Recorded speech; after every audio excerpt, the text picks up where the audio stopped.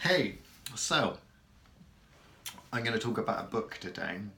So at the pagan moot I go to, called the Tuesday Night Moot in Bristol, someone brought this book along. If you don't know what a pagan moot is, check out the pagan moot video. I did do a video on it, I'm pretty sure. One of the first ones. So someone brought this book, and I really liked it. Technically, it's 3 books in one. It's called the Coarse Witchcraft Trilogy. And although it doesn't teach witchcraft or magic, it makes some very, very, very good points in a very, very, very funny way. So basically, it is supposedly written by a traditional coven, so a coven that predates Alexandrian witchcraft, Gardnerian witchcraft, all the kind of the modern 20th century witchcraft traditions that we think of. A lot of people, particularly academics, think that these traditional witches, family witches, secret covens, that sort of thing, don't really exist. The reason for that is there's not a lot of evidence to support them. Anyone that does have one of these covens isn't likely to be sharing that information, so whether they do exist or not, I'm not going to say. I don't know. Either way, it doesn't really make, it doesn't matter.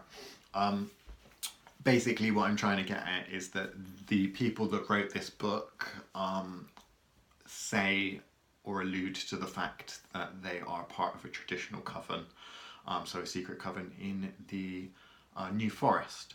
Not the New Forest coven that supposedly initiated Gerald Gardner. If you know anything about that, it would be a different one. But the Coarse Witchcraft Trilogy has been released recently, fairly recently. The 3rd book. The first 2 perhaps weren't particularly accessible because they were quite expensive to buy.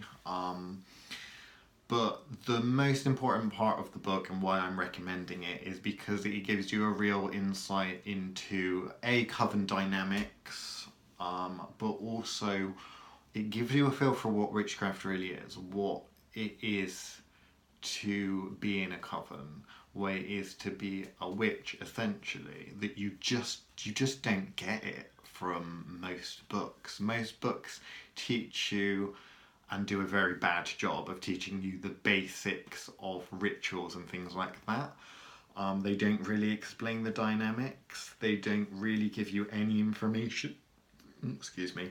They don't really give you any information, and they give you, what they do give you is a very airy-fairy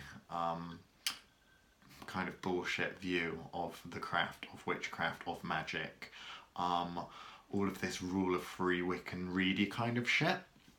That, of course, let's be fair, it wasn't around, but not back in the day. It wasn't around back then.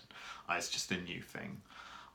So the book introduces you to each of the characters, which are each members of the coven, gives you a little bit about their backstory, and then kind of explains how they bump into other people that are of the kind of, shall we say, New Agey Wiccan style witchcraft, or these modern covens. So they bump into them and basically, I wouldn't like to say insult them, but they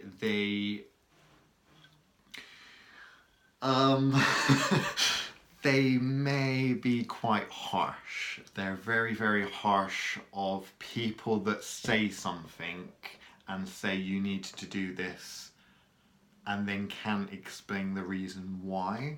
So you'll get them talk about people they meet at the pagan moot they go to. You'll get them talking, they'll talk about sort of country politics, in the village that they live in. There's obviously it's village life, so everyone kind of knows each other.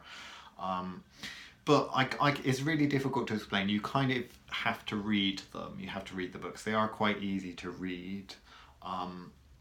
And if you're really looking for, okay, I've read all of these books, you know, that came out in the 90s and that say a little bit about the circle and the guardians and the elements and this and that and the other, but you don't really get the point, because witchcraft at the end of the day is a necessary thing.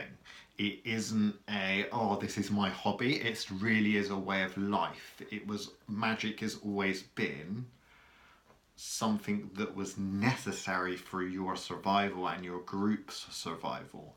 And that's something that this book gets across. It gets across the why it's important not to divulge secrets. It gets across the dynamics of working within a group, of being close to people. It gets across how difficult it is, and the politics between different traditions of witchcraft and different approaches. And I think that for someone that is a practitioner and an experienced practitioner, you'll read the book and you'll just laugh. You'll just keep saying and thinking, fucking hell, this is right, oh, this reminds me of whatever, you know, oh, that's so true.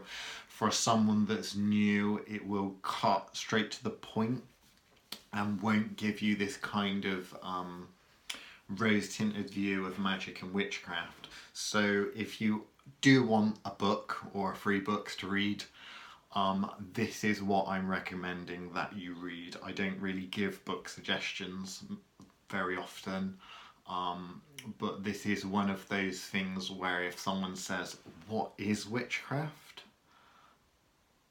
Instead of sending them to go and get like a Raymond Buckland book on casting a circle or that sort of thing, I'd probably say, why don't you read this and then we can talk. So go ahead and read it. If you have read it, maybe leave a comment in the description. Did you like it? Not in the description, I keep saying that. In the comment section below. Did you like it? What were your thoughts?